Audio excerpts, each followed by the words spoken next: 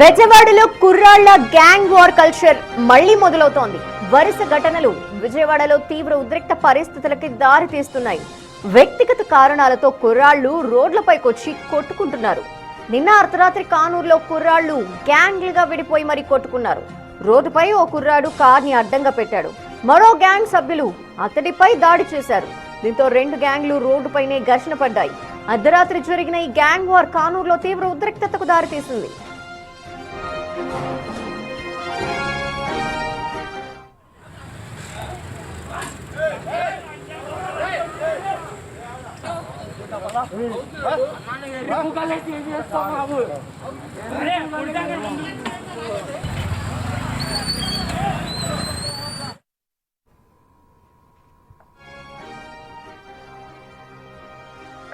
పది రోజుల కిందటే ఇద్దరు కుర్రాళ్లు ఏకంగా తార్ కారులతో ఢీకొట్టుకున్నారు.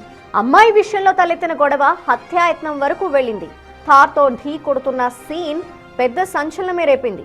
ఈ కేసులో ఇద్దరు కుర్రాళ్లు జైలుకు కూడా వెళ్లారు. ఇప్పుడు కానూరులో జరిగిన ఘర్షణ మరోసారి పోలీసులకి సవాల్ విసురుతోంది.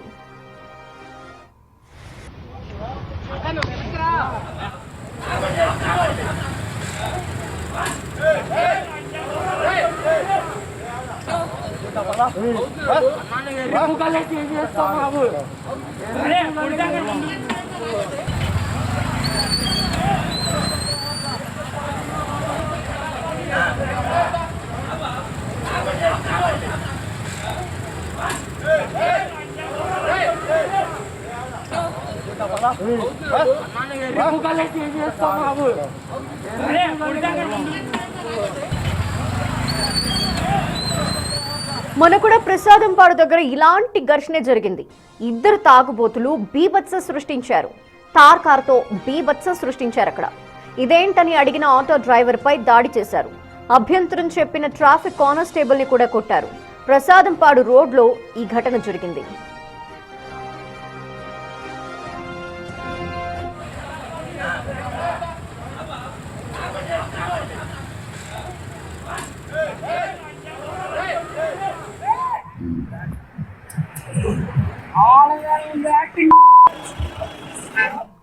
ఇక బెజవాడలో మళ్ళీ గ్యాంగ్ వార్స్ మొదలయ్యాయా అంటే పరిస్థితి అవునని అనిపిస్తోంది. అందుకు ఉదాహరణగానే మనం స్క్రీన్ లో చూస్తున్నాము. ఆ ఘటనలకు సంబంధించిన దృశ్యాలు ఒక్కొక్కటిగా రోజు రోజుకి గొడవలు పెరిగిపోతున్నాయి. పటమటలో జరిగిన ఆ గ్యాంగ్ వార్ కి సంబంధించి ఈ దృశ్యాలు మనం చూస్తున్నాం. మే 22న జరిగింది. ఇద్దరు యువకులు ఒక అమ్మాయి విషయంలో తార్ కారుతో రోడ్డు పైన వీరంగం సృష్టించారు.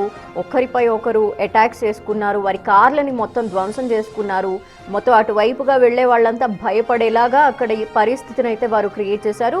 ప్రస్తుతం వారిద్దరు పోలీస్ స్టేషన్ లో ఉన్నారు. వారిద్దరి పైన కూడా కేసులు నమోదవడంతో వారి సిచ్యువేషన్ అలా ఉంటే, ఇంకో పక్క జూన్ 6న జరిగిన ఘటన దృశ్యాలు కూడా మనం స్క్రీన్ లో చూస్తున్నాము. ప్రసాదంపాడులో జరిగింది ఈ ఘటన. సో ఒకరిపై ఒకరు కొట్టుకోవటమే కాకుండా కానిస్టేబుల్ ని కూడా కొట్టారు. అక్కడ ఈ ఘటనకు సంబంధించిన దృశ్యాలు ఇటుండగా, నిన్న కూడా మరొక ఘటన జరిగింది కానూరులో. జూన్ 7న అంటే నిన్న రాత్రి సమయంలో జరిగింది ఈ ఘటన. అర్ధరాత్రి టైంలో రెండు గ్యాంగులుగా విడిపోయి యువకులు కొట్టుకున్న దృశ్యాలు కనిపిస్తున్నాయి. అయితే చిన్న చిన్న గొడవలకే కొంతమంది రోడ్లపైకి వచ్చి ఈ విధంగా కొట్టుకుంటున్నారు. కార్ అడ్డం పెట్టాడన్న ఒక కారణంతో వ్యక్తికి సంబంధించి వేరే గ్రూప్ అటాక్ చేసింది అతని పైన. అయితే కొంతమంది అక్కడికి చేరుకుని వారికి సర్ది చెప్పటము, ఆ గొడవని సర్దుమణిగేలా చేయటంతో పెద్ద గొడవ అయితే క్లియర్ అయింది అన్న విషయం మనకు అర్థమవుతోంది. దీనికి సంబంధించిన డీటెయిల్స్ మా ప్రతినిధి శివన్ అడిగి తెలుసుకుందాం. శివ, ఒకప్పుడు గ్యాంగ్ వార్స్ అని వినేవాళ్ళం విజయవాడలో, బెజవాడలో. మళ్ళీ అటువంటి పరిస్థితులు కనిపిస్తున్నాయి ఈ మధ్య జరుగుతున్న ఘటనల నేపథ్యంలో. సో ఏంటి, ఇట్లాంటివి నియంత్రించేందుకు పోలీసులు ఇంకా రంగప్రవేశం చేయాల్సిన అవసరం ఉంది. సో ఈ గ్యాంగ్ వార్స్ ఏంటి అసలు మొత్తంగా? అయితే ధనలక్ష్మి, మొత్తం మీద చూసుకుంటే విజయవాడలో గ్యాంగ్ వార్లకి అడ్డాగా మారింది. ఒకప్పుడు ఫ్యాక్షన్, పొలిటికల్ బ్యాక్గ్రౌండ్తో వివాదాలు, విధ్వంసాలు జరుగుతుంటే, తాజాగా చూసుకుంటే మాత్రం విజయవాడకి సంబంధించి కూడా యువకులు ముఖ్యంగా మద్యం గంజాయి సేవించి విచ్చలవిడిగా వ్యవహరిస్తున్న పరిస్థితి కనిపిస్తుంది. గత నెలలో ఇద్దరు యువకులు కారు వారితో గొడవపడ్డారు అమ్మాయి వ్యవహారంతో. అది తెలుగు రాష్ట్రాల్లో సంచలనంగా మారింది. ప్రస్తుతం నిందితులు కూడా Vijayawada sub jail, Nellore sub jail remand ఖైదీలుగా ఉన్నారు. వారు బెయిల్ కోసం ప్రయత్నిస్తున్నారు. కానీ కస్టడీ పిటిషన్ వేశారు. ఈరోజు వారి బెయిల్ కస్టడీపై కూడా విచారణ జరగబోతుంది. సో ఈ ఘటన జరగకముందే విజయవాడ ముఖ్యంగా ఆటోనగర్ పరిసర ప్రాంతాల్లో పెనమలూరు పోలీస్ స్టేషన్ లిమిట్స్లో కూడా గంజాయి మద్యం సేవించి యువకులు విచ్చలవిడిగా వ్యవహరిస్తున్న పరిస్థితి కనిపిస్తోంది. మొన్న అర్ధరాత్రి పటమట పోలీస్ స్టేషన్ సమీపంలో కూడా ఇద్దరు వ్యక్తులు రోడ్లపై నానా హంగామా సృష్టించి ఇష్టానుసారంగా వ్యవహరించి రోడ్లపై వచ్చే వారిపై కూడా దౌర్జన్యంగా వ్యవహరించడం, పోలీసులపై సైతం కూడా దౌర్జన్యంగా వ్యవహరించిన పరిస్థితి కనిపిస్తోంది. ఇద్దరు వ్యక్తుల్ని పోలీసులు హాస్పిటల్కి తరలించి అక్కడ చికిత్స చేసి ఆ తర్వాత అరెస్ట్ చేసి నోటీస్ ఇచ్చి పంపించిన పరిస్థితి కనిపించింది.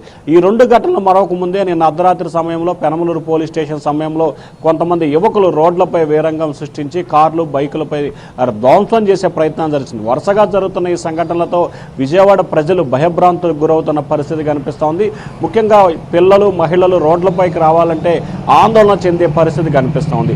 పోలీసు అధికారులు ఎన్ని చర్యలు తీసుకున్నా, ఎన్ని హెచ్చరికలు జారీ చేసినా కానీ ఈ గొడవలు వివాదాలు సద్దుమణిగే అంశం మాత్రం కనిపించట్లేదు. వరుసగా జరుగుతున్న సంఘటనలతో విజయవాడ ప్రజలైతే భయభ్రాంతులకు గురవుతున్న పరిస్థితి కనిపిస్తూ ఉంది. ఎవరైతే తప్పు చేశారో వారిపై కఠినంగా శిక్షించి కఠినమైన చర్యలు తీసుకోవాలని చెప్పి డిమాండ్ చేస్తున్నారు. ఎప్పుడైతే కఠిన చర్యలు తీసుకోలేదో వారు ఇటువంటి సంఘటనలు వరుసగా జరిగే అవకాశం ఉందని చెప్పి కూడా నిపుణులు అలాగే యువతి తల్లిదండ్రులు కోరుతున్న పరిస్థితి కనిపిస్తూ ఉంది. శివ, శాంతి భద్రతల విషయంలో చాలా సీరియస్ గా వ్యవహరించాలని పోలీసులకు ఎప్పటికప్పుడు ప్రభుత్వం చెప్తూనే వస్తోంది. మరి ఈ నేపథ్యంలో ఇటువంటి గొడవలు మళ్ళీ రిపీట్ అవుతున్నాయి బెజవాడలో. మరి ఈ నేపథ్యంలో మరి ఏం చేయబోతున్నారు వీటిని నియంత్రించడానికి? అంటే ఖచ్చితంగా ఇప్పటికే ఎవరైతే గొడవలకు పాల్పడ్డారో వారికి ప్రత్యేక కౌన్సిలింగ్ ఇవ్వటం, వారి తల్లిదండ్రులను పిలిచి వారికి కౌన్సిలింగ్ ఇవ్వటం, ఆ తర్వాత వారికి కౌన్సిలింగ్ వ్యక్తిగతంగా కౌన్సిలింగ్ ఇవ్వటం, ఆ తర్వాత కేసు నమోదు చేసి అరెస్ట్ చేసి రిమాండ్కి పంపిస్తున్న పరిస్థితి కనిపిస్తుంది.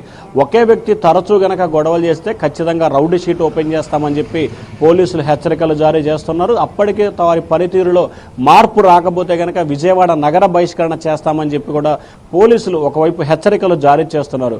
కానీ గంజాయి డ్రగ్స్ మత్తులో మాత్రం పోలీసులు ఎన్ని హెచ్చరికలు జారీ చేసినా అవి యువతకు సంబంధించి ఏమాత్రం కూడా చెవికెక్కిన పరిస్థితి కనిపించట్లేదు. ఈ మధ్యంలోనే కఠినమైన చర్యలు, ఎవరైతే విజయవాడ నగరంలో తాగి గంజాయి మద్యం సేవించి గొడవలు వివాదాలు సృష్టిస్తారో వారిపై తక్షణమే కఠిన చర్యలు తీసుకొని ఒక్కసారి నగర బహిష్కరణ చేస్తే గనక రెండోసారి ఇటువంటి ఘటన చేయకుండా ఉండే అవకాశం కనిపిస్తూ ఉంది. వారిపై చర్యలు తీసుకుంటే రెండో వారు కూడా చేయకుండా ఉండే అవకాశం కనిపిస్తూ ఉందని చెప్పి కూడా చెప్తున్న పరిస్థితి కనిపిస్తూ ఉంది. అయితే పోలీసు అధికారులు అయితే మాత్రం కఠిన చర్యలు తీసుకునేందుకు సిద్ధమవుతున్న పరిస్థితి కనిపిస్తూ ఉంది. Dhanalakshmi. Okay, thank you Shiva.